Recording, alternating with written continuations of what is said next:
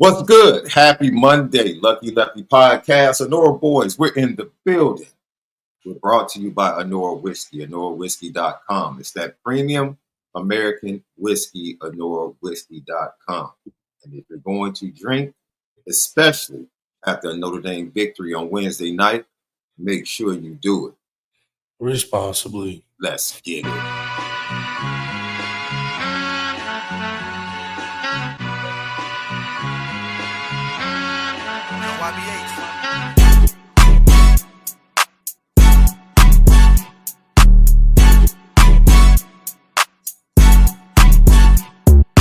Lefty Podcast.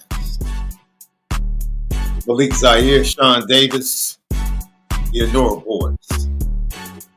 Brought to you by ONORA Whiskey. One more day in between that day. The matchup we all want. I don't know about you. This is the matchup I want. I don't care if it's in the quarterfinal, semifinal, national championship. Let's get it. We're here to talk about it. TikTok, Twitter, X, Instagram at Lucky Lefty Pod. Subscribe to YouTube, Lucky Lefty Network. Leave your comments, questions, hit that thumbs up. We respond to all. Audio edibles each and every day. Apple Podcasts, Spotify. Go over to patreon.com. Lucky Lefty Network. Players Only Podcast. Lucky Legends Podcast. They got something dropping for you this evening. You already know we're the home of the misguided passion. And we are forever committed to making sure that we spin it different. I got that Glorilla flow on the intro. Yeah. How you doing, man? Everybody, I hope you had a great Christmas, great holiday, man. Great weekend. Some really good football over the weekend. Some disappointing football over the weekend. We'll get to that towards the end of the show. We're going to hear from Al Golden. We're going to hear from Mike Denbrock. Al Golden talking about the focus of the defense and Georgia offensively. Mike Denbrock showing a lot of love to the Georgia defense, but also setting the standard. Like, we're not backing down. We're not about to change who we are. We are who we are. And Riley Leonard, ladies and gentlemen, Riley Leonard saying something that I was like, yo, it's very rare that Riley Leonard has said something during the season. He's been so honest that I'm like, Riley, no, don't say that. Don't keep that to yourself.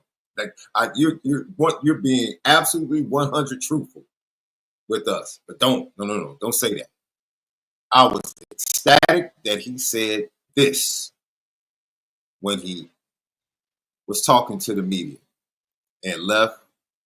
When you hear this, I'm very interested in seeing if you rock with Riley.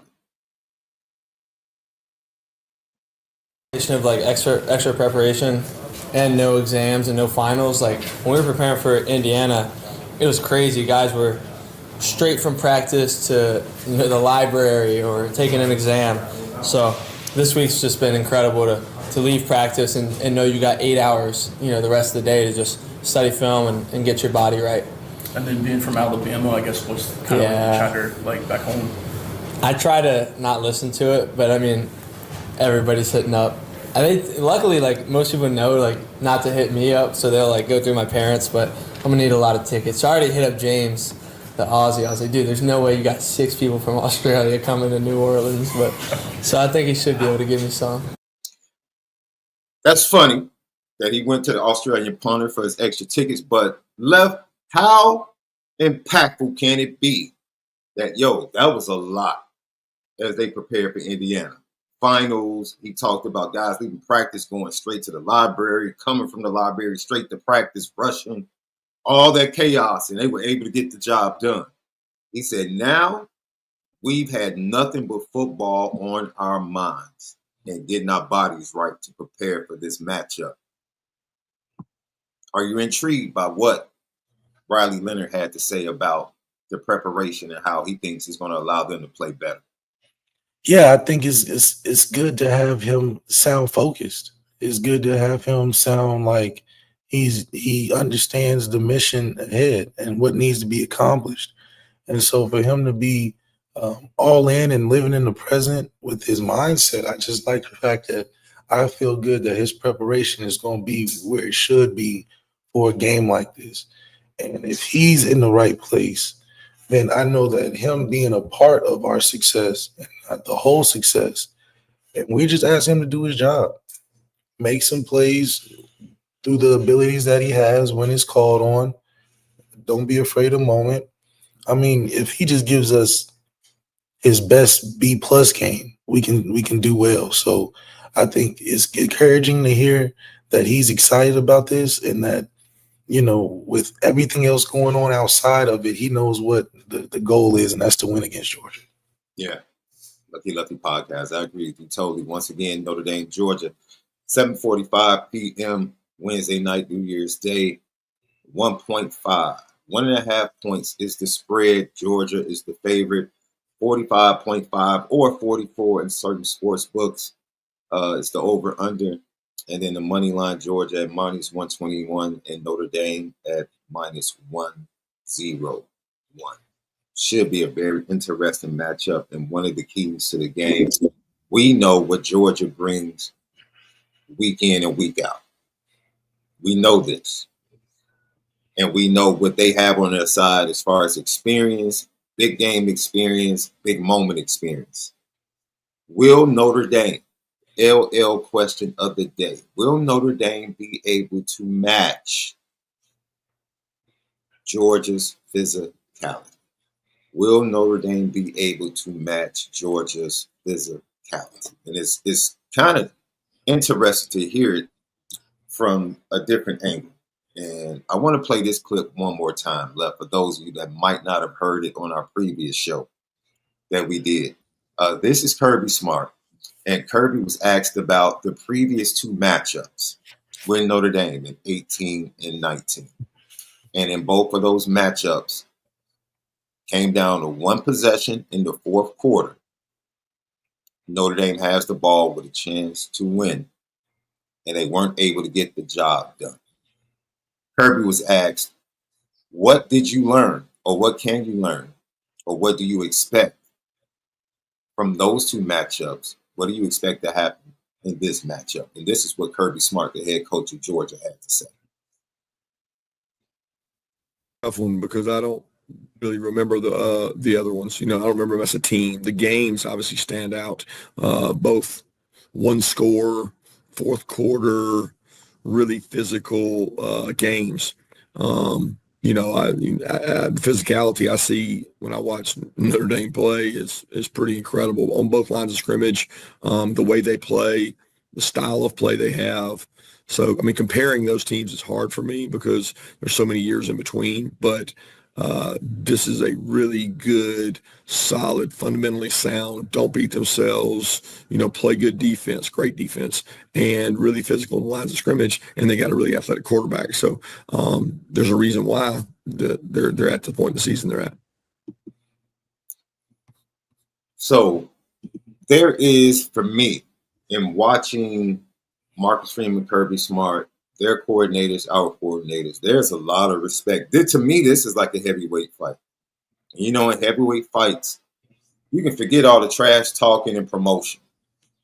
When the two heavyweights get into the ring, they will both show you how much they respect each other. Because if you have two heavyweights that have power, their strength is their power, and you see them measuring each other and just throwing jabs out there, they have a ton of respect for each other. They have a ton of respect for each other. And I expect early on, both teams to kind of come out, jab, work themselves into the game. Of course, I think somebody might make a big decision early, take a shot. That's fine. But I think they're going to kind of measure to get their range and see like, okay, this is where we can go at them, because you're going to have to match the physicality, Left. This is just one of those games where it's almost like sumo wrestling, right? You got this circle, and you have to stay in that circle. That's the thing. Notre Dame has to take a punch, deliver a punch, take a punch, deliver a punch,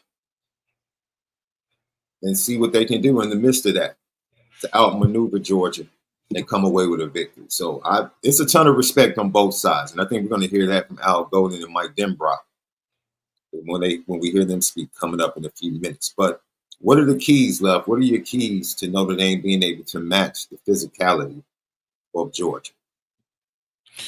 I think that's the name of the game. I think that's what we're more geared for than years before from a 4 quarters of physicality.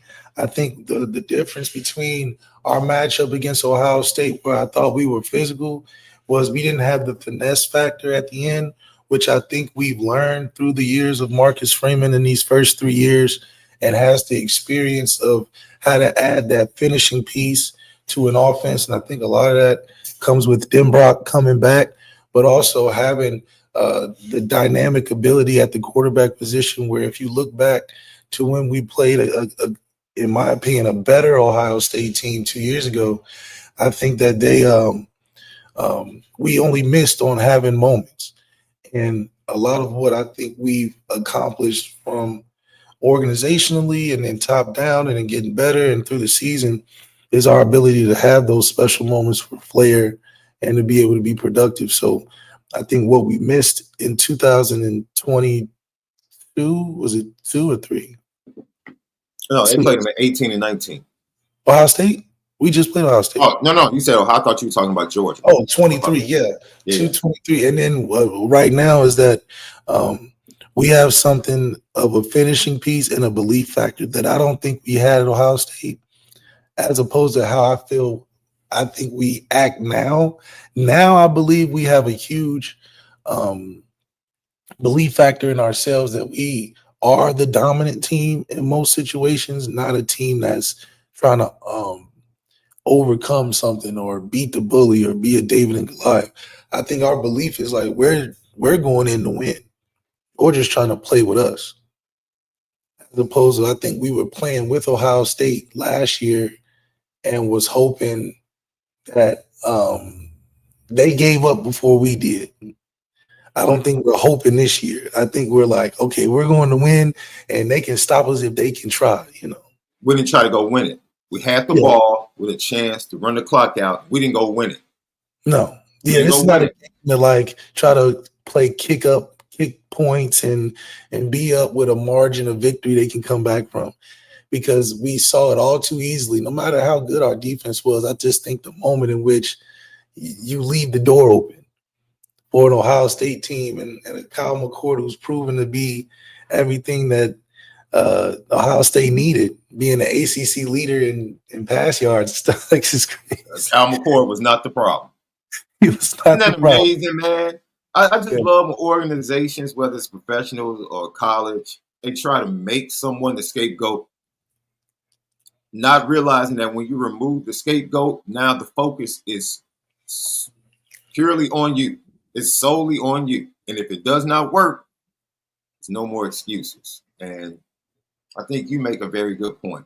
In previous matchups against big teams, there was something from a culture standpoint that Marcus Freeman has really praised leading into this game. He is really proud of the culture that he has been able to build.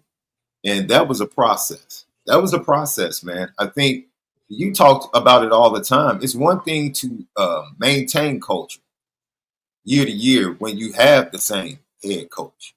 You talked about how from 2015 to 2016 that the leadership of the locker room changed, and how once that changed and shifted, you didn't have the same culture that had been there the 2 previous seasons. That goes straight to the head guy. That goes to the head coach, being able to have an awareness and recognition of what's needed year to year. Marcus Freeman, honestly, forget the record. I think Marcus Freeman, like all great head coaches, has recognition and not reactive recognition. He has a proactive recognition to be able to recognize what is needed. They haven't always executed what they know they need to do, But I think now there is a meeting place that could be New Orleans on January the 1st at 7:45.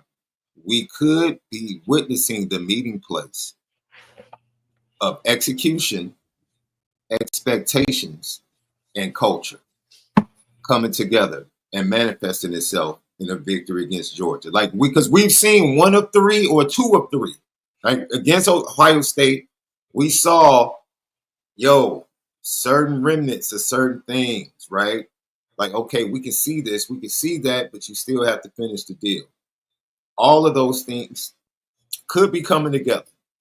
And look, this is a big moment, man. We're not about to sell this short, ladies and gents. We're not about to sell this short. This is a humongous moment in Marcus Freeman's coaching career to this point. This is a humongous opportunity and a humongous moment, which brings me to the LL question of the day, because I just had to put it out there, Left.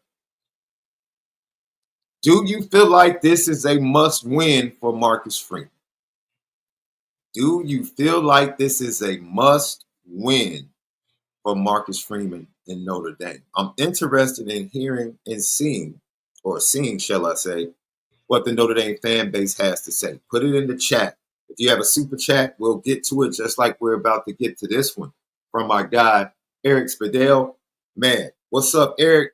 He says, what's up, my LL guys? Can't wait till Wednesday. So proud of this team. Hope we can get the dub. Happy holidays, everyone, and go Irish. Same thing to you, Eric. Absolutely. Put your GTB comments, questions in. We'll get to those in your super chats. But that's the LL question of the day. Let us know what you have to say in the chat. Is this a must-win for Marcus Freeman and the Notre Dame Fighting Irish? ND9 says it's huge. Jay Lamont said, yup. Jay Henry, what's good, Jay Henry? Yes, it's a must-win. And then I got Jacob C says, yes, especially with a backup quarterback starting for Georgia. Absolutely. That's what's up. Justin, ND Troll Sniper, I think Freeman has done enough that this game isn't a must-win. He bought himself a few more years. JB, thank you. No, not a must-win. He is building better than other top programs. All right. The Shark 83 must win for program trajectory. I like the way you did that. I like that. Mag 1631. I don't feel a must-win situation. The injuries have been ridiculous. Man, preach, my brother, preach. But at least lots of guys get experience. I think a huge thing to also take into account when you're talking about just the weight of what this game means metaphorically is just the way of recruiting. Notre Dame has been very stringent on its recruiting tactics, and now we're going against one of the biggest recruiting powers, opposite of how we recruit in the country. So we're seeing a battle of who is going to win the recruiting ideology, in a sense. This is the recruiting ideology battle. Notre Dame winning the way we win with stringent objectives and certain qualifications and a certain player and a certain way we go about it, a certain way we recruit, and we don't just go for anybody, right? And then you got the Georgia way of recruiting where they're getting the top. They don't have to travel far. They're in the hotbed of all recruiting. They're in the place to be. So now you get to see, okay, not only is Notre Dame winning the championship significant from us being like, we're going to do it our way, but we've even taken down in the process a guy who is recruiting what some would say outside of the standards. Like, we know we laugh at Kirby for his complaining about recruiting because he has no problem in ever asking for money. So his recruiting problems never surface for him gaining more money into the fund.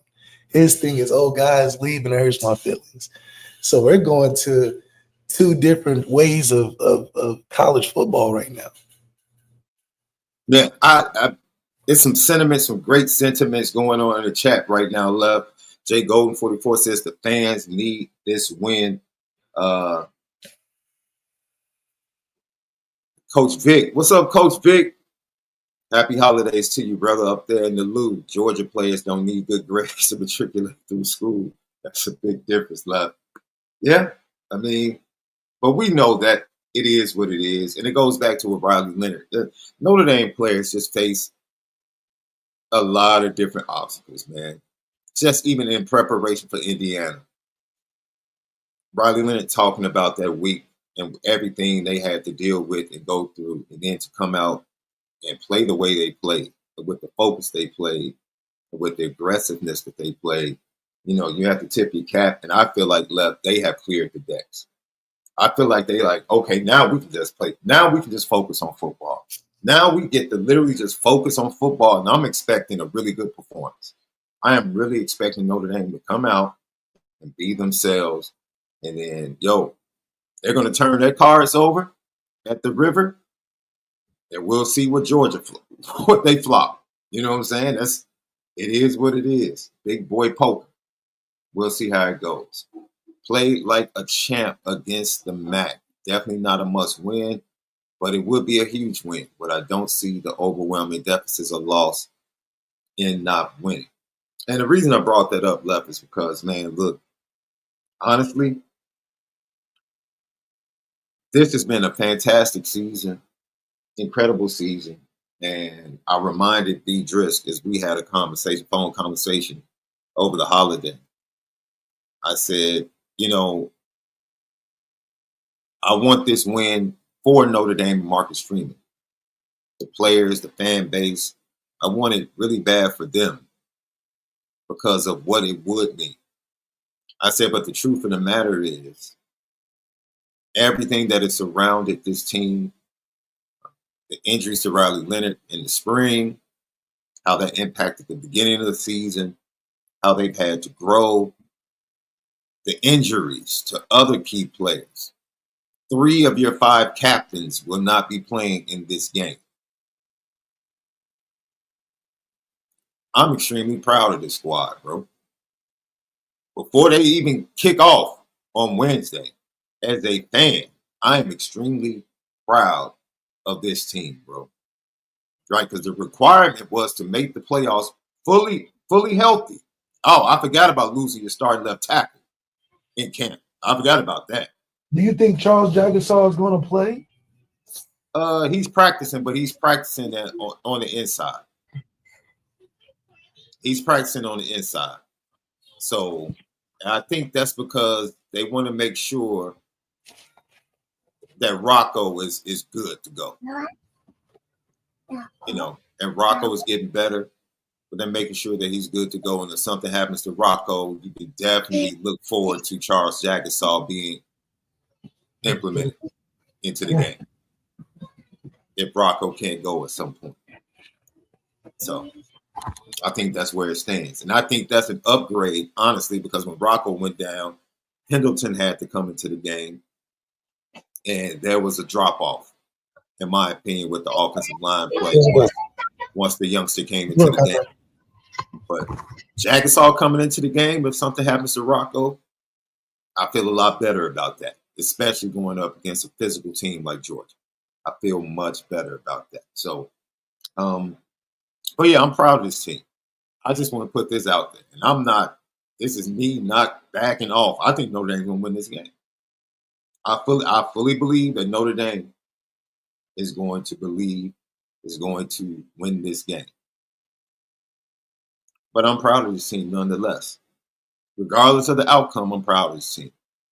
Because the resiliency and the culture and the growth that they've shown, and the fact, this is another thing. I told Beatrice this. This 2025 Notre Dame is going to be absolutely loaded. There will be absolutely no excuses. None. No excuses. You're loaded on the offensive line with experience. You're loaded in the running back room. You just went and got MALIK Fields in the portal. Faison's back. Greathouse is back. Offensively, you're loaded. Defensively, you got youngsters at D tackle. Okay. When your dudes come back, you get Traore, Botello, Burgess, the edges you recruited. Watch out for Dominic Kulik, ladies and gentlemen. He has a chance to play early. I'm telling you. Watch out for Dominic Kulik coming off the edge next year. And then Logan Thomas, Bryce Young. Oh, and that secondary next year, Benjamin Morrison has been gone halfway through the season. You get Christian Gray and Leonard Moore back. You got Tay Johnson backing up at defensive back. You got Creed Thomas coming in. You got Don Shula coming back. Yeah, Xavier Watts is going to be missed. Dude, the defensive backfield is so stacked. They got Jadon Blair playing wide receiver on the scout team. I mean, look, the 2025 squad is going to be immensely talented with one of Notre Dame's quarterbacks that they recruited, got committed, maintained, and developed. That's it. So I don't want to hear about, and Notre Dame, on top of getting Will Paulin and Malachi Fields in the portal, Notre Dame is hot on the trail of some really good defensive tackles in the portal. And that is the benefit of being able to allocate or reallocate the funds that you've been giving, shall I say, to the quarterback in the portal, not going to the quarterback in the portal and taking those same resources and now moving those over to the defensive side of the ball in that defensive tackle position that could land you two very quality defensive tackles. Ladies and gentlemen, what are we talking about? It doesn't matter what happens. It doesn't matter what happens on Wednesday night. This program is definitely headed in the right direction. They're headed in the right direction. And now that I've given that, let's go kick these dogs' butt. Let's go kick their butts. Let's go kick. I don't care who we're missing. I don't care what we don't have. Let's go kick their butts. Match their physicality. Match their energy. This is Notre Dame's time. No matter what you feel, whether or not you feel like it's a must-win from a recruiting standpoint, it probably is a must-win for Notre Dame to take that next step. In the eyes of recruits, everyone will be watching. If you want to view it as a must-win, if you want to see it as a transformative win for the program, to take the program to the next level, and to give this program and the players that mindset or an extra well to pull from to say, yo, we know how to win big games. Yes, I agree with you. You have to continue to dig wells to give you greater resources to pull from as a culture and a program. So absolutely, I agree with it. There is no wrong answer. Basically, that's it. There's no wrong answer. If you feel like it's a big win, you're right. If you feel like, man,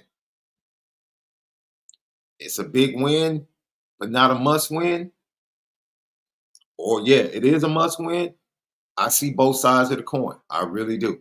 And it really is no wrong answer. But what we know, that there is no getting around Notre Dame having to match the physicality of Georgia.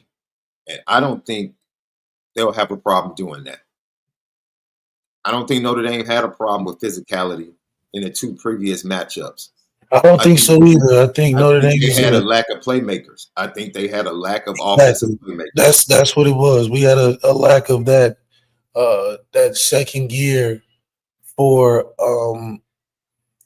that finishing factor through offense, because the defense is, even just speaking on the defense for the entire last 10 or so years, they've always been a constant and a good factor for us to be in every big game.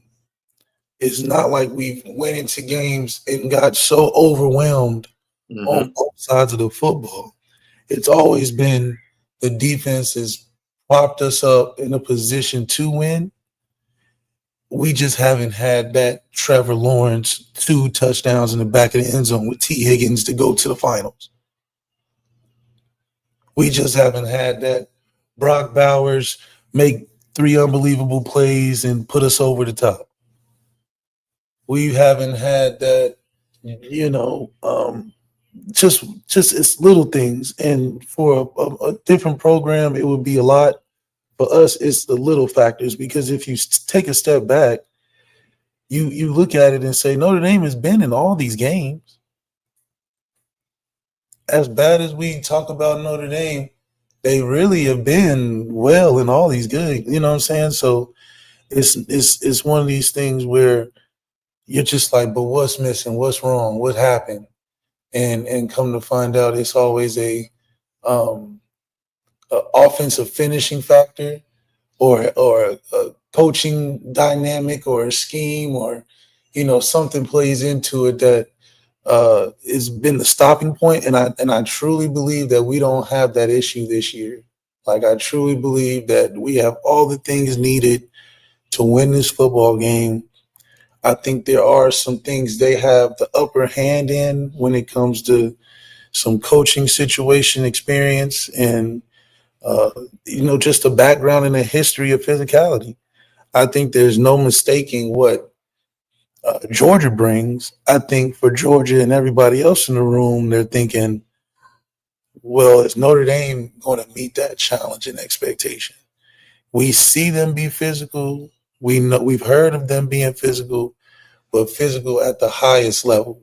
I like to think of the Alabama-Georgia game of 2 years ago, or Alabama-Georgia game 3 years ago, whatever the championship game was, where I'm talking about physical. The pads were popping. The trenches were making huge impacts. I mean, it was one of the more and it's like they were good runs. It was like 4-yard runs, but the collision was crazy. Like, everything was earned, and that just watching that game alone, and the run game in the trenches, highlighted how there's a huge difference between them and everybody else in the country. Nobody had the tenacity, the size, the aggressiveness, the physicality in the trenches like Alabama, Georgia did. That's the expectation we have to come and meet with on Wednesday. We've been physical against the teams that we should be physical against, though. So in terms of meeting the identity and being the person that we say we are, we've definitely stepped up to the challenge of that. And now it's just a matter of, okay, this is a real test to see if what we've been doing in the year has made any strides. You know what's funny? As I listen to the Notre Dame players, and I'm going to challenge in 2025, I'm going to challenge the media, man, to really dig beyond and below the surface and find some better questions. And this, I want to make sure I'm not speaking to like Notre Dame media. I'm just talking about at large. Just dig deep and find better questions, man. Because Notre Dame is tired of hearing about Georgia's physicality. You can tell. Jadarian, Riley, it's like, come on, man. We play at Notre Dame. We play physical teams. We're a physical team. We played Georgia before. We played Texas A&M. We play these types of teams every year. This is why you come to Notre Dame. And like you said, Left, the physicality is not the issue. Because in order to beat these teams, you don't have to be better in the trenches. You just can't allow them to dominate and dictate. That's what people are missing. This is not, we have to go out and push Georgia 3 yards off the ball, down after down after down. That's not what you have to do. That's now how Kentucky almost won the game. You cannot allow them to just overwhelm you and dominate you and make you change what Texas allowed them twice to overwhelm them and force them to do what they don't want to do. Yeah, it's definitely a game of of such a struggle like that. Like you can't let Georgia bully you. You can't let them bully you. Yeah. Can't let them dictate with that physicality, because we saw how it just impacts so much so the entire game, especially in the second half. When you know Georgia is impacting you as a team, when you look at the first half stats and see 32 yards total. Once you get down that deep, there's no getting out of that. You don't have a 32-yard total half and then have 500 yards in the second half. Once it's gotten past that point, the game is over. Because it's a mindset mentality that they've implemented over you. It's like how it's just like playing AAU basketball against those teams that all they do is press.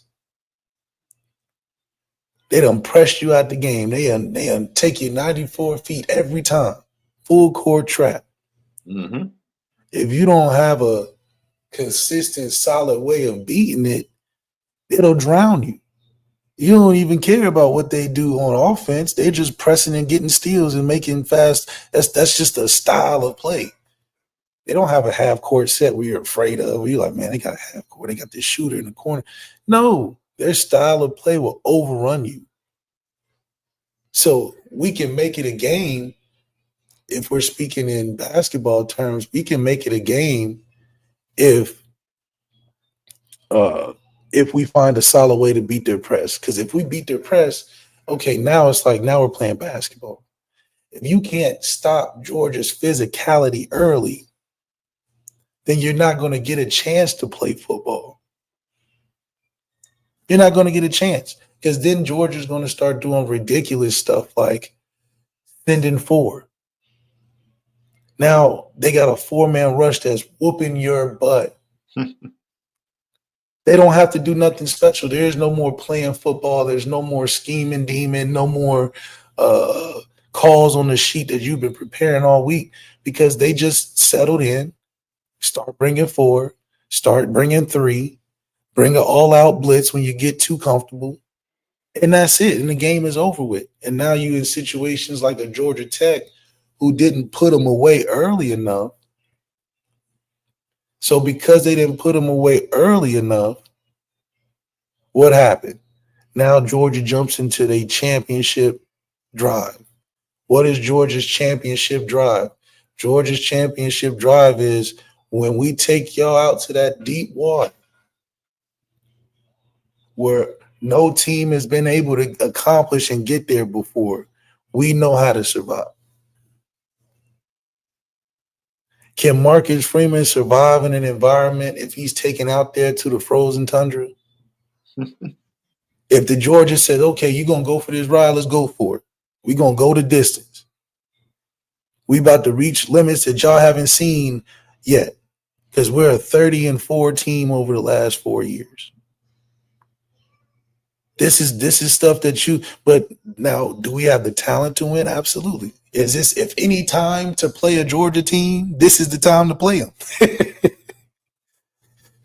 Especially where we at as a program and where they are. So I think this is the changing of the guards and the changing of, why I say this is a program narrative changing type of games. It is. I talked about the recruiting battle that's happening. It's like the battle between the battle. The bigger battle is the battle that talks about the recruiting struggle. Which way of recruiting is the right way? Can teams feel comfortable?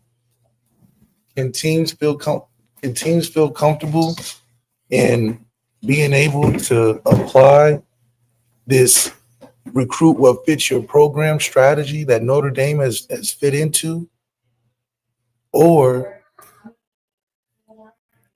is it, the best way to win is get the most 5 stars? Yeah. That's the battle between the battles. So. Yeah, like Eli said, college football is different, man. It's free agency every 6 months now. The old model of recruit, develop, it's a wrap. Lucky Lefty podcast, man. Well, let's go to the coordinators and let's hear from Al Golden. Al Golden, he met with the media left, and he talked about his team and the focus that's needed in order to come away with a victory and to execute a game. We're just focused on what we can control today. In our Monday practice, we'll leave all the outside noise for everybody else. At the end of the day, they've made the journey that we're trying to make. They made that climb, and if there's any side note, that would be it. That we have to learn how to do this, how to go into these environments, and execute at a really high level, regardless of the circumstance, and regardless of this case of who we're playing. So it's always going to be about us and how we execute and how we prepare, and that will be no different here this week. What do you think, Left? That was very poignant and honest and truthful, man. Like, yo, they've done this. The journey we're trying to make, they've made this journey multiple times. So we have to show up and execute in big moments. No excuses. Doesn't matter what's happening. Doesn't matter what the circumstances are. We have to show up and prepare and then execute to make sure we can get the job done. Love what I heard there from Coach Al Golden about the focus that they have going into this matchup with Georgia on Wednesday.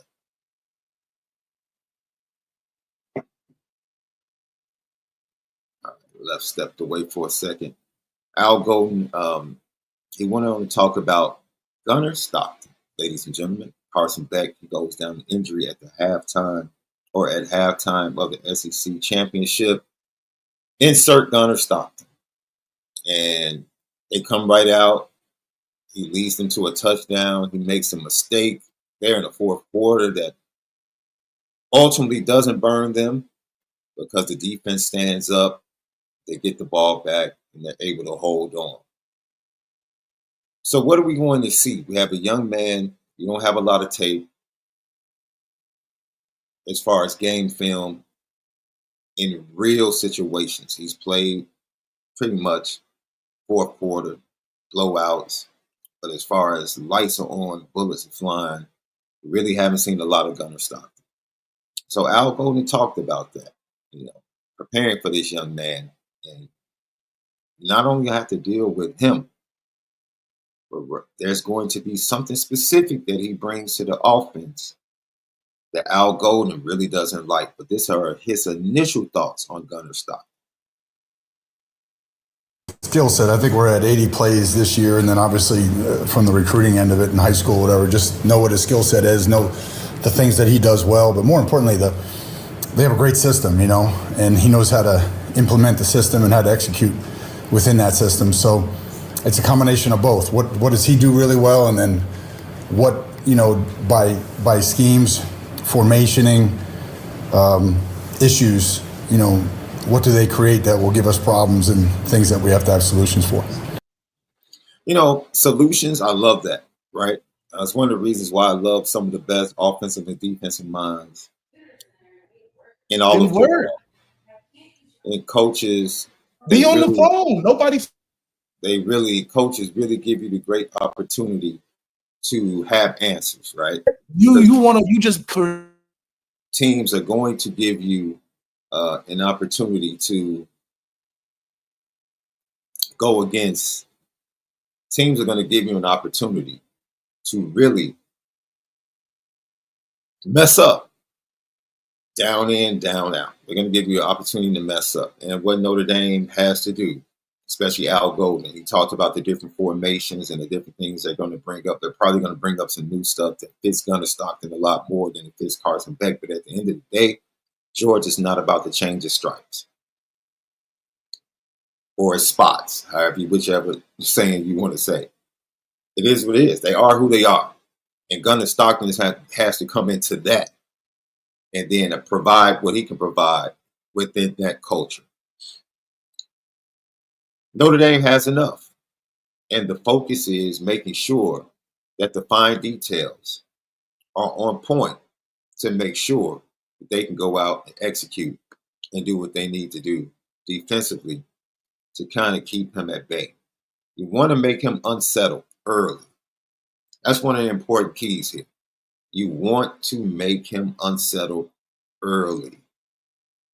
I would love to see them do that with a four-man rush.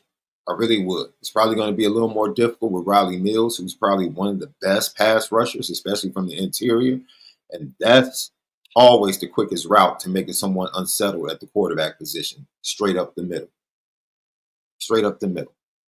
So we'll see. But he also went on to talk about Gunnar Stockton and the key that he brings to that Georgia offense that's a little bit different than their previous starting quarterback. Credit to guys rising to the challenge, but more importantly, it's the habits that a lot of guys have built over time, that when the opportunity availed itself, they were ready to step into that limelight or spotlight, if you will, and execute at a high level. So we expect no different here in the next week. We asked you about Gunnar, but curious on your take on Riley Leonard from your perspective of seeing him on the defensive side when you guys are in practice and what he's provided this team and how much he's grown as a leader. Yeah. And how much of a challenge he creates for defenses with his skill set. He's a great challenge. He can, first of all, if you don't keep him in the pocket, he can create, but it's not as simple as that, because he can throw the ball really well down the field as well. And he has some guys down the field that can make plays. So it's not as simple as, well, just keep him in the pocket. But that's not it.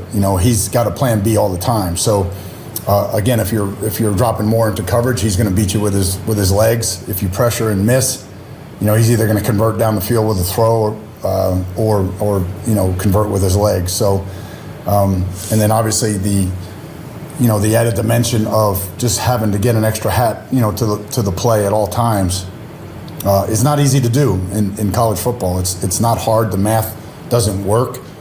So there's a lot of plays where you're short a hat because he can carry the ball. We talk about the lack of depth. See, this is where execution comes in, ladies and gentlemen. Because we can sit up here and we can lament Riley Mills not being in the game and what he adds and what he brings. You know how Notre Dame can help and aid that? The offense can stay on the field. They can control the ball. They can make the time of possession heavily favored towards Notre Dame. And then the defense can get the heck off the field on third downs. That's how you limit the opportunities of Riley Mills and his loss impacting you. That's how you limit that opportunity to come forth in the fourth quarter. That's how you keep the attrition away. Third down, get off the field. Offense, hold on to the ball, drives, and points. That's how you help aid and cover up for missing an All-American at the defensive tackle position. It's not just the guys behind him coming in and doing what they do. It is collectively as a team, not allowing that to become the issue that it can become if your offense isn't moving the ball and you constantly keep the defense on the field. Eventually, now that lack of that individual in the depth is under the microscope and comes to the forefront. But Al Golden is absolutely right. Get this guy unsettled, and even if you unsettle him, you have to get him on the ground because they're going to create plays, which they wouldn't do for Carson Beck, quarterback draws, quarterback power. They're going to create running opportunities to use his legs to implement into the offense. And on top of that, not only are they going to do that, but when things break down, he has the ability to make plays with his legs and extend plays and make plays in the passing game as well down the field. So it's going to be a very different but yet interesting aspect of the Georgia offense that we have not seen on a large scale for the last 2 years. They did not have that with Carson Beck. They did have that at quarterback when they won their 2 previous championships. They had that type of quarterback. Carson Beck, he wasn't that guy.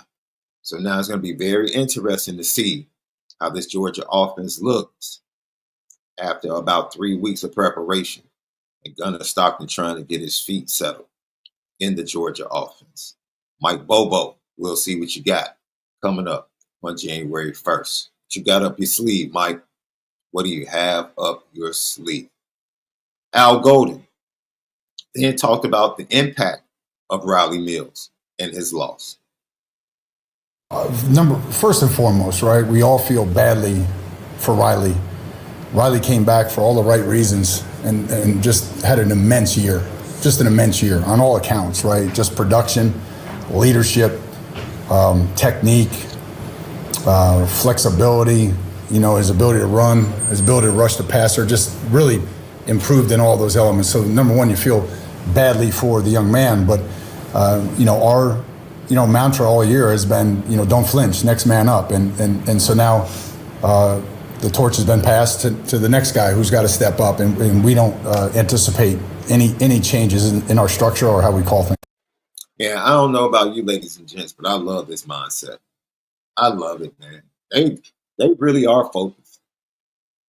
Top down, they really are focused going into this matchup and going into this game, man. And I love what I'm hearing. The preparation, the practice on Saturday, the reports that came out of that. It's wonderful to see Kingston back on the field. Looks like his knee is better. And Jagasaw practicing, getting better, getting stronger, coming back before he was expected to come back. He was supposed to be done for the season. They really didn't expect him to be back before winter workouts. And he's back. So that just goes to the effort that these players are putting in. And like Al Golden said, don't flinch, which is a perfect mantra for this particular matchup against Georgia. Don't flinch. Don't be moved. Stand. After you've done all you can, as the songwriter said, still stand. Still stand. Lucky Lucky Podcast.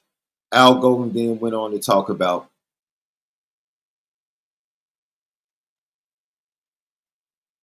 the very interesting aspect of, it's so funny, the Mike Denbrock and Al Golden relationship. And I expect this coordinator matchup, the coordinators of Georgia versus the coordinators of Notre Dame, I expect the advantage to be on the Notre Dame side in this game. I'm going to go ahead and give the slight advantage to the Notre Dame coordinators. And I think their experience and their relationship and how they bounce things off of one another and how that goes back to what they both spoke about in the spring and in the fall. I think at this moment, that will rear his very handsome head. Not his ugly head, because that's when we're talking about negative. I think it's going to rear his very handsome head for Notre Dame.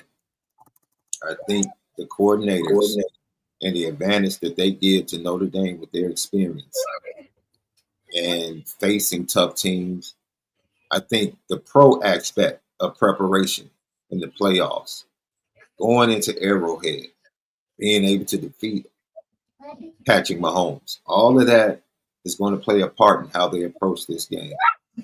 I fully expect Notre Dame not to flinch, Lefty.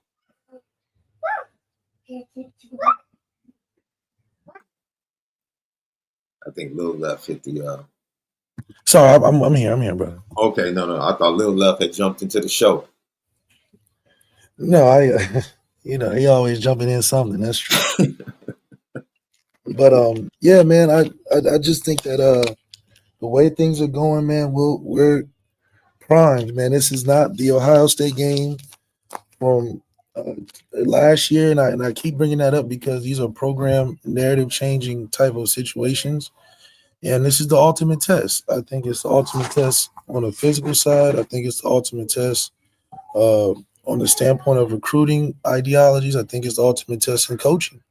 You talk about going against a skillful skillful staff, and that's what Georgia has, a skillful staff. So every box to check in terms of qualifying wins for a program-changing win is marked in this game, and I think we're going to accomplish it this time.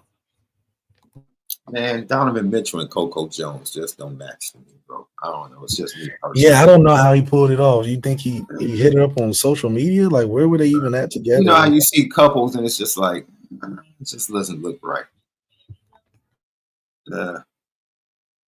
Lucky Lefty podcast. But no, I think that the Notre Dame defense, definitely they have a challenge on their hands. It goes without saying. But I think they have seen better quarterbacks this year. They've definitely seen better offensive. Let's not forget, Georgia's offensive line has struggled mightily this year. They have not been able to establish the run game consistently. And they have struggled to protect Carson Beck as well. Like, let's keep it 100. We have to go to the other side as well.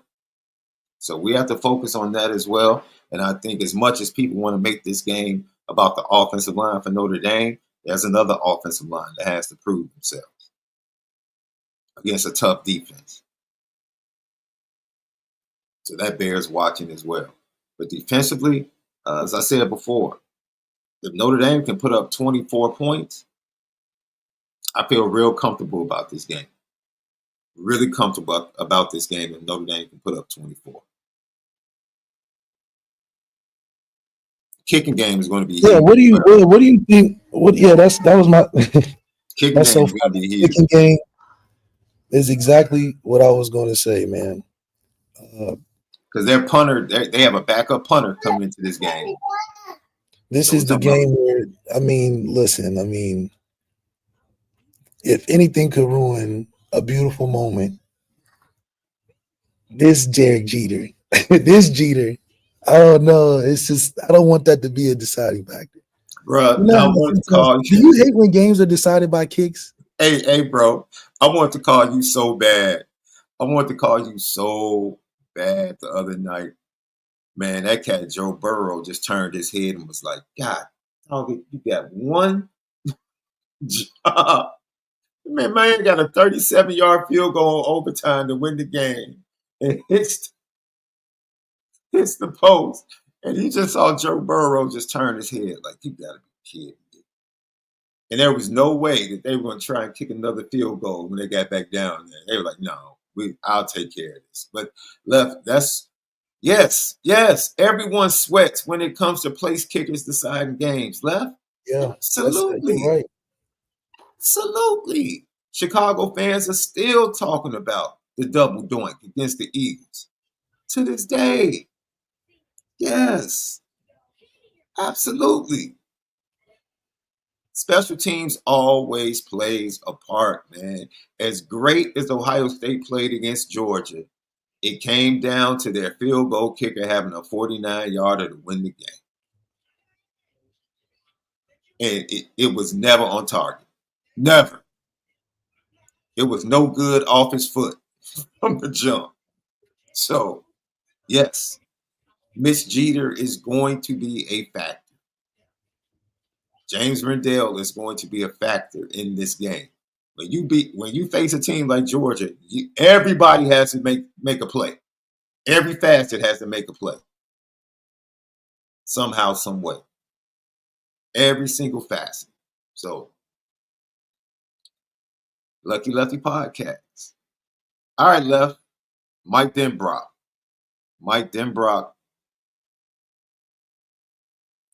I'll make sure I pull up the right clip.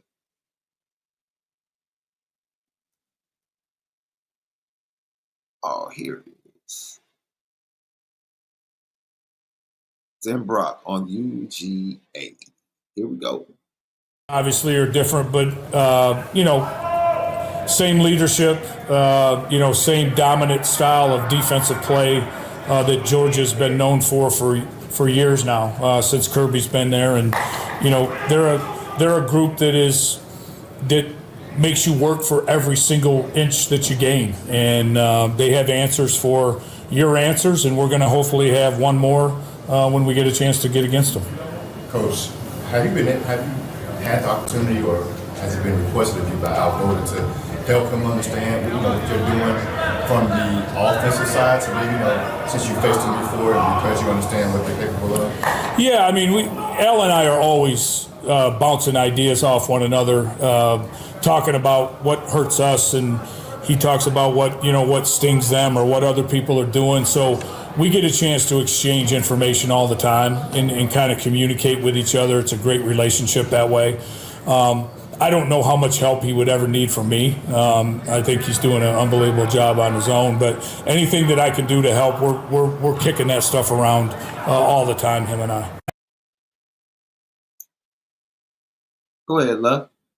Denbrock talking about that valuable relationship he has with Al Golden, kicking things around. Yeah, Georgia's Georgia, man. Georgia's Georgia. But the truth of the matter is that roster is not as talented.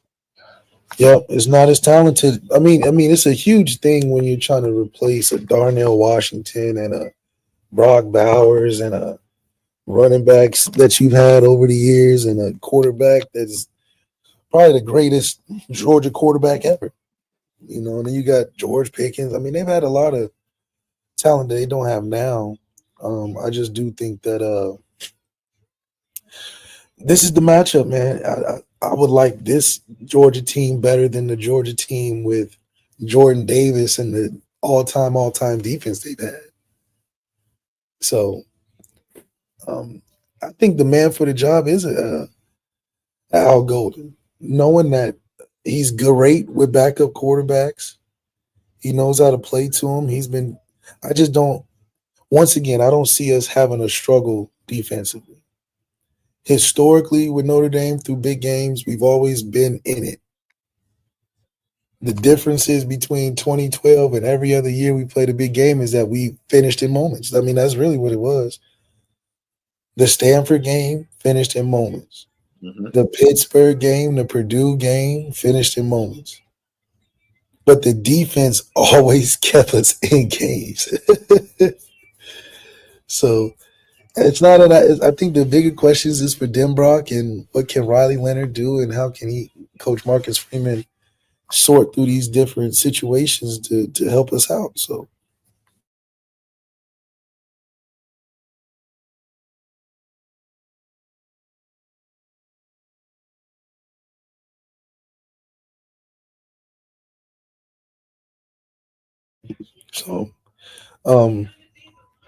man, they're going to bring out all the stops. I think this is the game where Georgia's going to try to bring all their celebrity influencers and high-power Georgia alumni going to want to come. And this is going to be something to remember, that's for sure. Man, you going to make me say an expletive up there, bro. I don't care nothing about no Georgia alums. Who?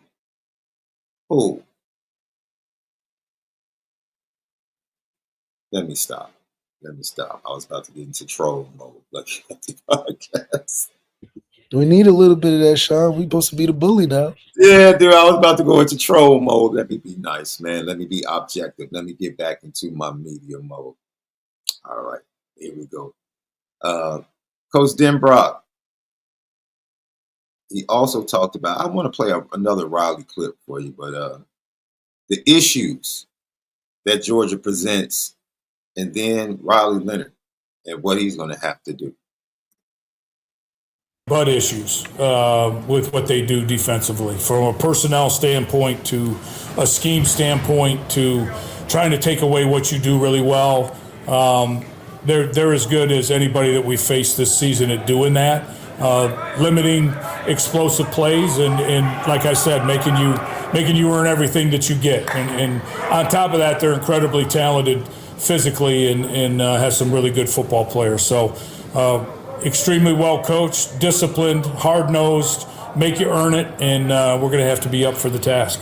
We've asked you about Riley a lot throughout the season, obviously, but if you could put in perspective maybe where he was week one to where he is now for us. Yeah, just incredibly proud of his continued progression and his understanding more and more, I think, every day of where his answers are and how to get to them and how to make the adjustments necessary to make sure we're not running bad plays into bad looks. And as the season's gone along, that's continually grown, got better and better and better. And I don't see any end of that, coming this way. I mean, it's progressed even into getting ready for this game. And I think a lot of the experience that he's gained along the way throughout the season and the different things that he's been able to see and how his development has come along, he's in a better position to help this offensive unit as kind of an on-field coach and quarterback as the game's going along. So that's exciting. Is Riley Leonard the best version or the version of himself that he needs to be in order to do what needs to be done against Georgia? We've seen him grow. We've seen him mature. Is he now the version that needs to be the quarterback that can overcome and beat and lead Notre Dame to a victory over Georgia? Well, like I've said all about the playoffs this whole time, is we've uniquely built the team to where he doesn't have to be the reason we sink or swim. He's got to play good, but we're not a team that's quarterback reliant, that if they don't play good, the team loses by 50 points. So for Riley, he's just got to do his job, man. I think we have enough pieces all around the board to support where his growth has came from. Riley's growth has came from doing less and being more effective. In the beginning, Riley was trying to do everything, which led to more mistakes because he wasn't comfortable. I think what he's grown into and you can tell through his interviews how he's saying, okay, well, I'm throwing it down there and trusting the guys, or I'm relying on the guys up front and I can just hand it off and they can do everything else. I think his more comfortability with relying on others has positioned him to be ready for a moment where it's not about him in this moment. I don't believe he's going to be running away from guys like he's been doing all season in this game. So it's going to require him to be more of the team distributor than what but he has to play big in moments too, because Georgia's going to be Georgia. They're going to start with, okay, how can we out physical them with the bare minimum? They're going to throw out some 4-man pressures and some 3-man rushes and maybe give us a couple zeros. But everything from a cover standpoint is going to be man. Have we really been tested even against a decently good secondary? We're not even saying Georgia's secondary, just saying decently good secondary as a team tested us in man as consistently as Georgia will? I don't know. I think we've had answers for the test of what defenses like to do, but I also think that comes from Denbrock knowing we can just overwhelm teams. Can we overwhelm a Georgia in the run game? I know nobody's giving us that hypothesis, but can we get 250 on Georgia? What does that look like? We know Riley Leonard's going for 100 yards in some capacity because he's going to get so many attempts.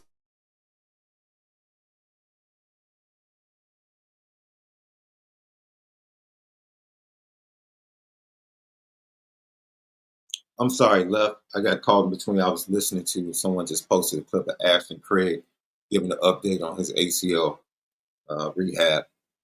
Says he'll be back by spring, middle of spring.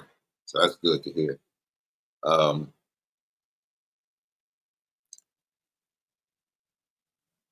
I just Left.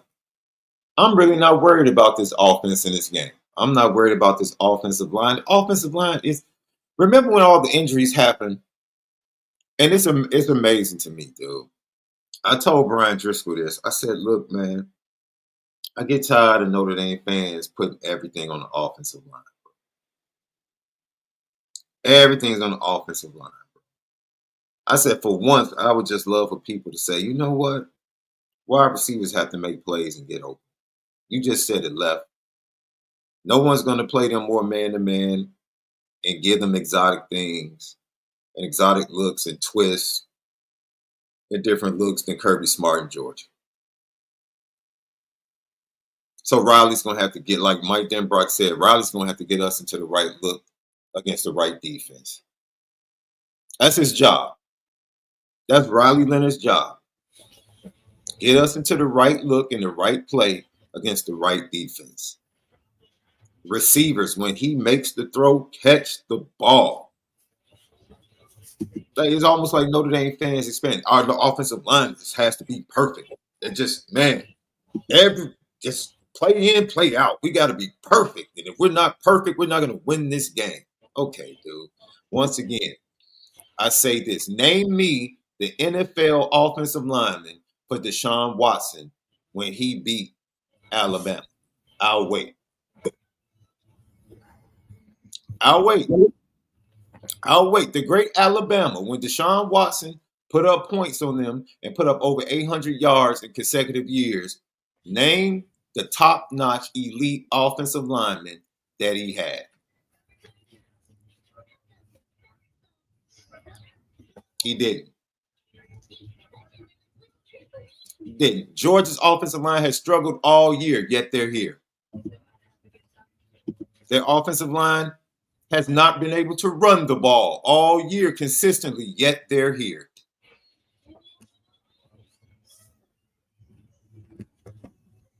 And this narrative of, well, the offensive line does do their job, that's football. It's not a Notre Dame thing. That's football. So stop adding extra juice to something that is football 101. Everyone knows that football starts in the trenches. That's not great analysis, Left.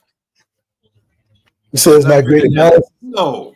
The offensive line has to play. No kidding. That's football. The Kansas City Chiefs figured out their offensive line the last 2 weeks, Left. Are you surprised that they're scoring more points, Left? Are you surprised that Patrick Mahomes is now putting up 300 yards? Well, Patrick Mahomes gonna do Patrick Mahomes, you know. Oh, wow. You mean, he found a way to do it even when the offensive line was playing bad? Go figure. Go figure. Can you do that, Left? Can you still make plays when the offensive line doesn't do their job? Yeah, it's so funny because you have the ball in your hand most of the time. Oh my. Who knew? Has Joe Burrow been able to make plays with bad offensive lines? He's been making a lot of plays. That's the problem. Man. Who would have known that other good teams find a way to make plays and win games when the offensive line isn't playing at peak level? Who knew it could happen? Who knew Georgia with one of their worst offensive lines, where they moved and had 13 different combinations on the offensive line in 1 year? Who knew that type of offensive line could beat Texas twice and get to the quarterfinals of the college football playoffs? Who knew, Left? Who knew? Yeah. How did that happen? Who knew, man? Don't stop. I don't want to hear that. No matter what happens, hang the hat. Notre Dame is here. I don't see anybody throwing rose petals at the feet of the offensive line. Everybody's quiet.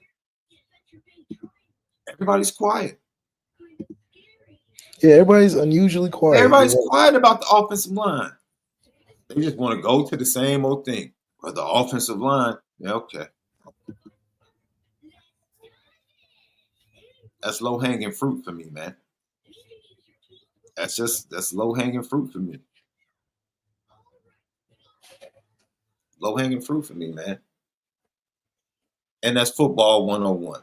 Yes, the offensive line has to play well, or at least not allow themselves to be dominated. Can we get to the deeper levels of the matchups and games? What needs to be done? It's going to be important that Riley Leonard is at his best in this game. Plays are going to have to be made in the passing game. Plays are going to have to be made off schedule with his leg. That's the maturation I love seeing, Love. Remember early in the season when he would take off outside the pocket and his head would be down. Yeah. Now he takes off, he's looking to pass. Now, when he doesn't go, he goes through his progressions and he hits the check down as he's being tackled. He's using his athleticism in the pocket as well, not just outside the pocket. These are the things, along with the offensive line growing, Riley Leonard playing better is visible as well, because the checkdowns were there early in the year as the pocket collapsed. He just didn't throw it. He wasn't going through his progressions correctly. When he got out of the pocket, he was just trying to run. He has elevated his game. Mike Denbrock talked about it. He has put in the work to elevate his game outside of whatever the offensive line was doing. He has gotten better. He deserves credit, but the offensive line deserves credit as well. And as much as we talk about the defense, and as much as we talk about the running backs, and as much as we talk about Riley Leonard, and as much as we beat our chests talking about the physicality and being who we are, and running the ball for 200 yards against the top rush defenses, nobody wants to throw the rose petals at the offensive line. You know why?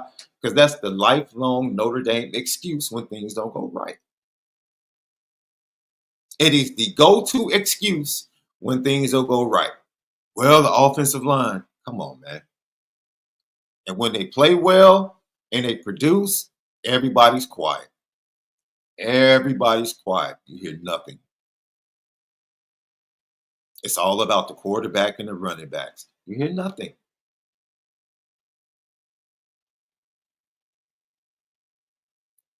It's amazing that every other place in every other school, it's the quarterback that receives all the blame. And Notre Dame, the go-to, the automatic go-to for anything bad will always be the offensive line. Will always be the offensive line. Yeah, that's just been like what's made Notre Dame Notre Dame. Yeah, it's crazy, man. It's crazy. And the setup is coming. Like, you just hear people on TV, social media, Notre Dame media, fans, they're just setting it up. They're setting it up. You can just see it. They're setting it up. The scapegoat. Offensive line in Notre Dame. It's going to be bigger than that. If Notre Dame does not get the job done, you cannot just single out the offensive line in this matchup. That won't be the case. Jordan Faison, looking good, becoming a playmaker. And then C.J. Carr. How is he coming on, Coach Denbrock? For Jordan, I think as the season's gone along, it's just he's been able to stay healthy here probably for the last 4 or 5 weeks in a row. And it's allowed him to dig into the practice reps and be in a position where he could perform when he's called on to do it. And he's done an incredible job with that. He is an explosive playmaker that needs to touch the football for sure. Where's CJ in his progress and his development? Yeah, I mean, mentally coming along very well. He's been, as you saw him today, he's throwing in practice and doing those things. So we're excited about where that's headed. He's back in full detail and got some team reps and some everything else today. So it's good to see him back going at it. Are you guys still limiting him, or is he on a pitch count still a little bit, it look like? Yeah, I mean, obviously, anything like that, you're going to keep an eye on. But he was in team time and doing his business today. Made a couple really nice throws in team time today, so it's exciting to watch. That's good to hear. Glad to hear that C.J. Carr is doing better. His elbow is good. Getting back into game action and practice. And that's good to hear, man. It's good to hear. But yeah, Jordan Faison is going to have to make some plays. Whether it's special teams, kick return, punt return, use them. That's what I say. This is the game to shoot all your bullets. And we're going out with everything. I'm not leaving anything in the chamber. That's what time it is.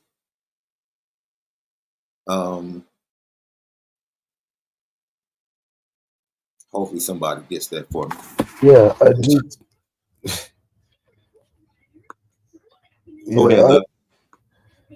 Yeah, man. I mean, this is the time for change, man. You going into the new year. I think this is Marcus Freeman's marquee win of his career at Notre Dame, and it's a big one. I think he's had enough um, practice shots at it and enough lessons that he's learned from past mistakes to where I think this is the culmination of what it means for Marcus Freeman 3 years in the program to do. This is like a notch on the belt, like a milestone or accomplishment, an achievement, something he can look back on and be like, okay, I did a good job of building my program because as a result, we beat a 30-4 team, right? So I think that man, it's super good to see the direction in which this team is heading, and they're feeling good about it. And I think what's underrated is the just underlying confidence you get from this team when you got guys like a Xavier Watts and a Jeremiah Love that go into these press conferences and I mean are they put us to ease. I mean, they put me to ease. Xavier Watts go in the press conference and say, they ask him, what do they look at on film? What do they see? They just see me get the ball. I mean, this one-liner stuff has been great. I mean, it's been great. We've been hitting one-liners all season. What Jeremiah Love said, I don't know what everybody else is doing. It's just the standard in the running back room. I'm like, okay, stuff that they have been preaching all season, you starting to see come to fruition. Losing to NIU, it does look like he was a fluke because of the way we responded. Right, the way we responded, go 9-0, beating teams by double digits and some. So we've responded the way you respond, or the best way you can. Does it eliminate? We still lost NIU. I think it builds the growing legacy of Thomas Hammock. I think this is when you give him the media press run tour. We win the championship. The only blemish is him. Yeah, this is where you do the world tour and Good Morning America. Yeah, I inspired their greatest season. Shout out to Coach Hammock getting the bowl.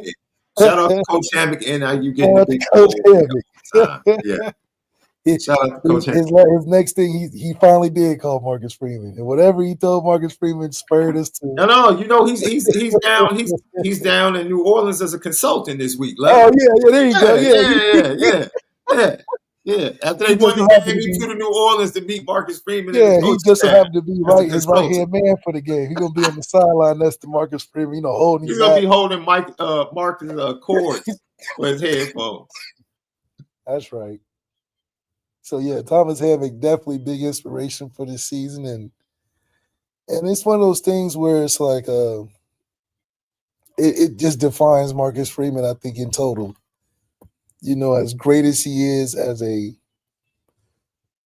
coach and a recruiter and a program builder, yeah, you get these. But how do you do that?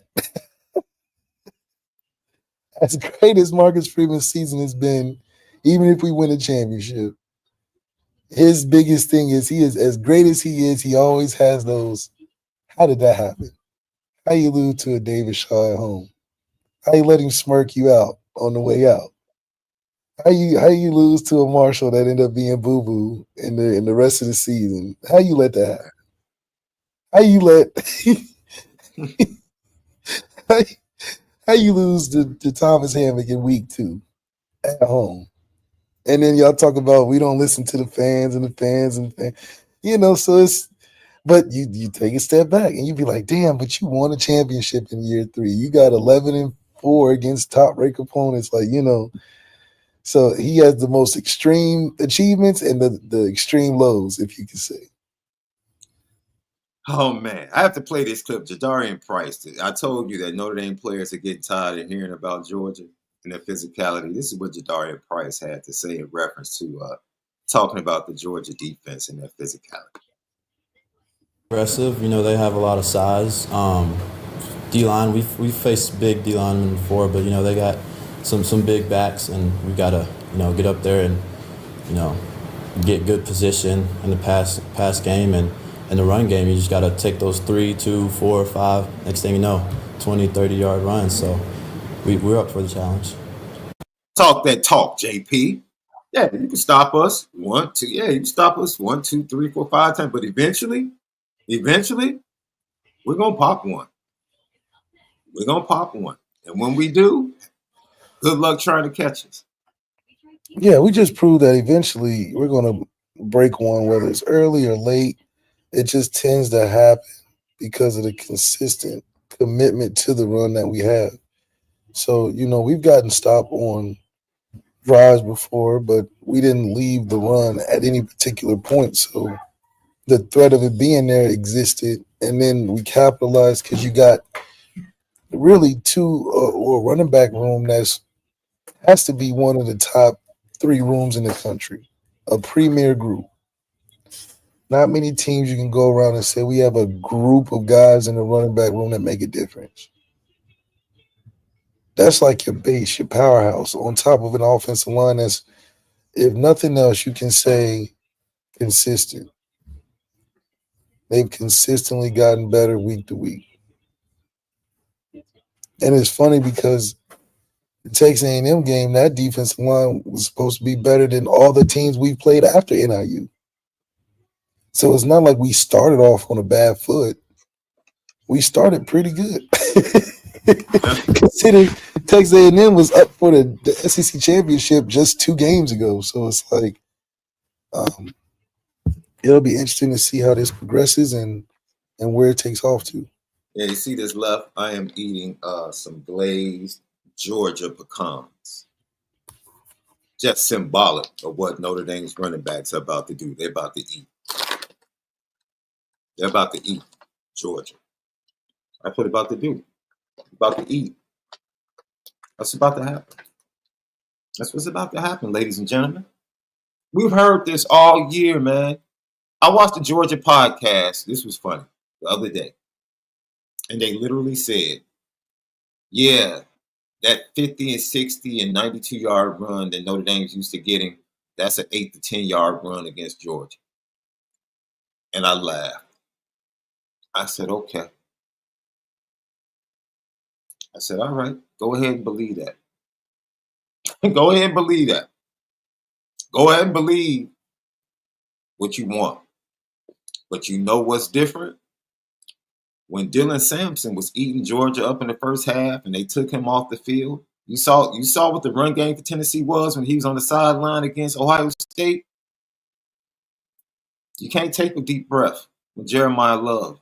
You can't exhale when he goes to the sideline. You got to deal with 24. When 24 goes to the sideline, you got to deal with 20. This is a different beast. This Notre Dame run game is a different beast. Led by the Notre Dame offensive line, by the way. I like to just say that. But this Notre Dame, yeah, it's a different beast. So I'm excited, Left. I'm ready to kick it off. I'm ready to kick it off. I am ready to kick it off. Lucky Lefty Podcast. Left, before we get out of here, lock in with us tomorrow. We'll have a little film work to go along with Malik's 3 keys to point out some things Mike Denbrock can do to really attack the Georgia defense. Arizona State quarterback Sam Levitt recently said that he is going to prove why he's the better quarterback than Quinn Ewers.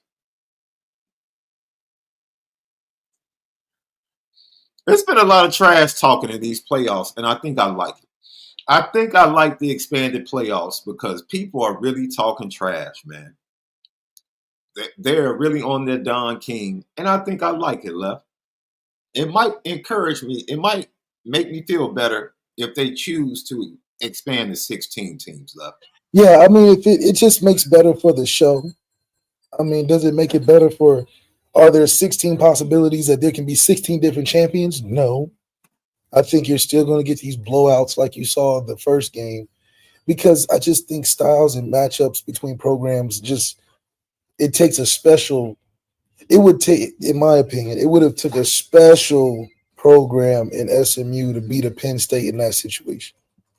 Special in the sense of they got the best player in the country or some outlier that puts them in this this range, because if you think about it, the college football playoffs, the bigger programs have been the more dominant. I mean, this is what it is. It's shaking down to say whoever spends the most money and does the best recruiting is one of the 12 teams as a finalist more times than not. And teams that have good seasons get into these first round matchups and show you the difference in between levels of programs. Yeah. SMU was like what, 11-2 or whatever. Great season. Mm-hmm. Yeah. Great season. But you play in the big boy league and you look, okay, there's a difference. There's levels to this. I don't think there's anything SMU could have did differently. Now, do I think that means Penn State is anything to shake a stick at? No, I think Penn State still who Penn State is when they play. I disagree. SMU could have won the ACC championship game and got by. I think they could have done different. Out of 10 times, how many times do you think they could have won? It doesn't matter. They would be playing today if they had won their conference championship game. Right. Okay. That's what they could have done different. So they could have gone to Fifth State. Yeah. That's what I'm saying. They would have been positioned ahead of Boise State, in my opinion. They would have gotten the bye. Boise State would have had to go to Penn State. So, take care of business. That's what you do better. Take care of business and is enough, man. I don't know. I think that's going to be an underwhelming game for me. You know. And your boy Quinn Ewers had to say something though. You know that, right? No, it was the who was it? The Arizona State dude said something. Yeah, and Quinn Ewers had responded. Yeah, there it is. Just gonna ask one. Well, I like it though. I like Arizona State is the team that's like, I'm not trying to be friends with y'all in this situation. Forget y'all. We coming to ruin the party. I like Arizona State's attitude. They've been like that all season. I'm sorry. Here it is. Saw it, and just congrats to them on a great year and a great season. I've got to watch some of their games, and he's a talented player, and they're a fun offense to watch, and again, just excited to be up against them. Can I translate that for you? Did you hear what he said at the beginning? Let me show you what he said at the beginning. I'm gonna stop. Saw it, and just congrats to them on a great year and a great season. He just told them we about to kick y'all butt. Let me congratulate before the game. Congratulations on the good season. Congratulations. Yeah, that's what he said. That's basically what he said. Low key. I caught the shade. I didn't know you had the shade in you. I did not know he had the shade in him. He gave us a nice, polite shade. He said, okay, y'all been doing good up into this great season. I caught y'all, man. You're a good player. Yeah. But I'm giving you your flowers while you're still here because I'm finna bury you after the game. He was like, we can do the quarterback handshake right now. Good game, good season.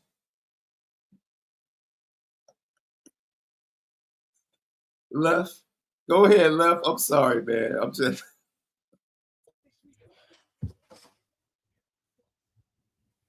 That was bad. He said the quarterback game. Okay, you nice. You can throw the ball a little bit. You fun to watch. Yes. But I don't think he wanted to address that because he like, man, I'm big bank over here. Who are you? I ain't finna. Okay, you nice. You got a little game over there. I'm big bank. You're not my conversation. You wanna approach the king? You all right over there. I acknowledge that you got some skills. You a good little player over there. Cool. But great season. It's over though. Come quarterfinals, it is over. But I do think Arizona State's one of those teams that you like to watch because they're gonna scrap. Mm-hmm. You're gonna be like, damn, like why are these guys? What is going on? But then they actually can pull off a victory in an upset.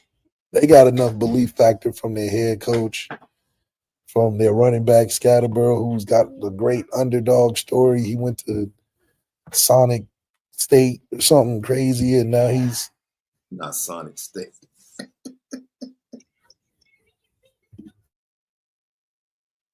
Oh man. But yeah, I loved it, man. When I saw that clip, I said I have to play this, boy. Because Quinn Ewers, man, he's a GC, right? Quinn Ewers is the GC, right? You listen to him talk, he starts off with everything and just finishes his statements and his questions and comments very GC-like. And that was just a GC way of letting that dude know, man, you know what? Good season. We're about to smash y'all. You sitting up here talking about you better than me, but my dudes are better than yours. That's what it's like. That's okay. You can be a better quarterback than me. My dudes are better than yours. My team is better than yours. My coach is better than yours. It's like, fine, be better than me. By all means, go ahead and take that argument. Yeah, go ahead, be better than me. Unfortunately, I'm playing against your defense, and you're playing against my defense. You're playing against the Thorpe Award winner. You're playing against two of the best safeties in the nation. You're playing against two big 300-pound monsters in the middle that's going to shut down Scatterbo in that run game and make the game all about you and your arm. That's what you're facing. Meanwhile, I'm playing against your Big 12 defense. I'm just saying. Lucky Lefty Podcast. Thank you guys for tagging in with us today. We'll be back to you guys tomorrow, more in depth. Malik's 3 keys, pre-snap read, some film work, and much more right here on the Lucky Lefty Podcast, man. Have a great day, but most of all, make sure you continue to spin it different.